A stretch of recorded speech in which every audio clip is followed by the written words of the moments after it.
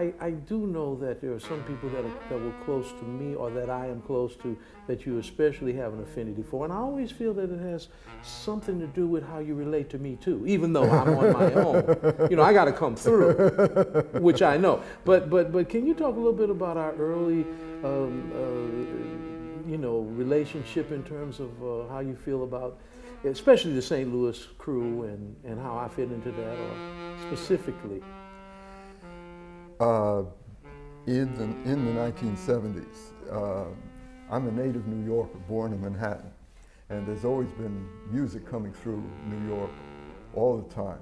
But in the mid-70s, there was an invasion from St. Louis and Chicago and the West Coast, and the St. Louis contingent included Julius Hemphill and Jazz Master.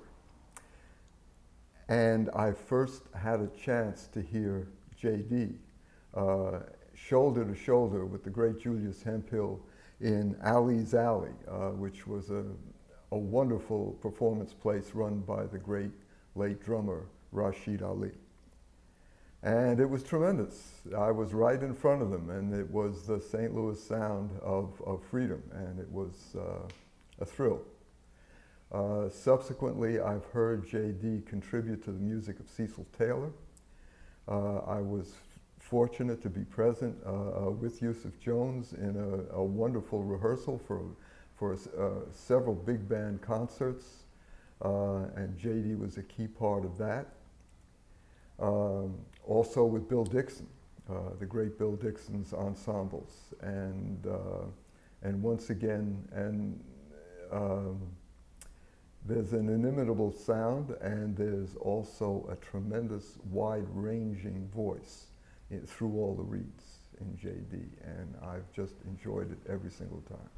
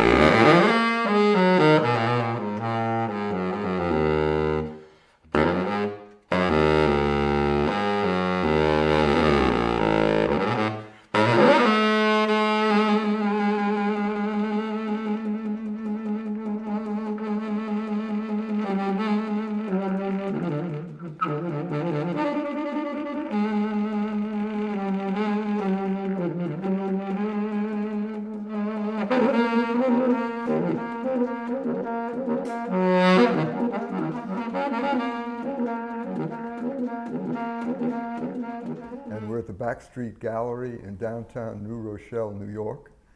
And it's J.D. Perrin and Jeff Schlanger, and we are in the midst of an art exhibition of the musicWitness project, of performances by many of the top improvising musicians of this time.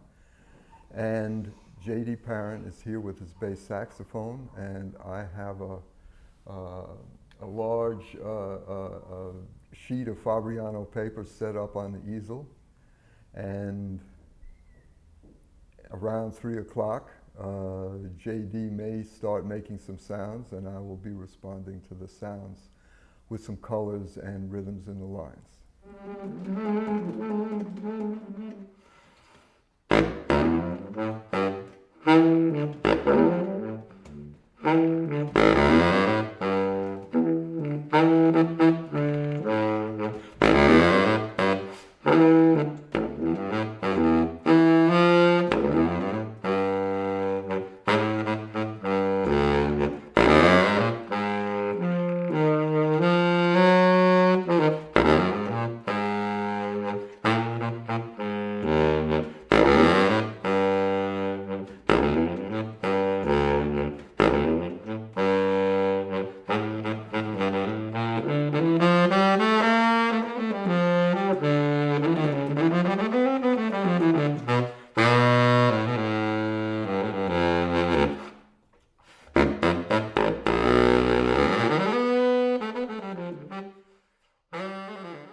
I come out of Music and Art High School, a public high school in New York City, where young people from all over the city were really focusing on music or art, and it was part of the atmosphere of the school.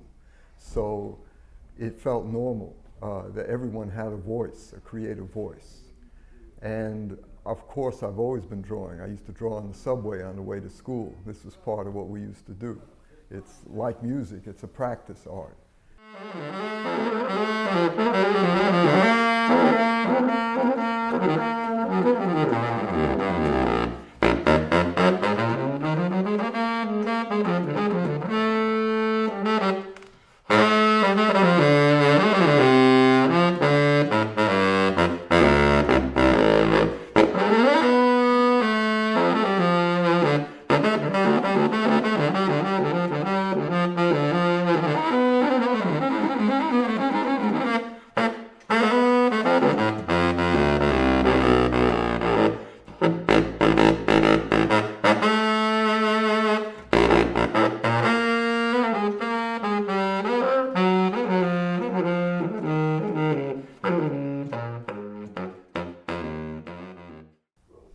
I guess it was around the time of the Vision Festival that there started to be a two-way thing. You had developed, at this point where you would be what is it, 17 Vision Festivals, and you've been there, is that right? 16. 16. Yeah. Don't let me get ahead of myself.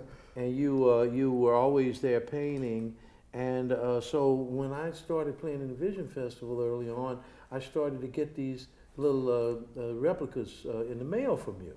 So I really started to feel your dedication in a particular kind of way. In a sense, it also came across, especially in light of how people get treated in this world. It seemed like a real gratitude from you to send those pieces.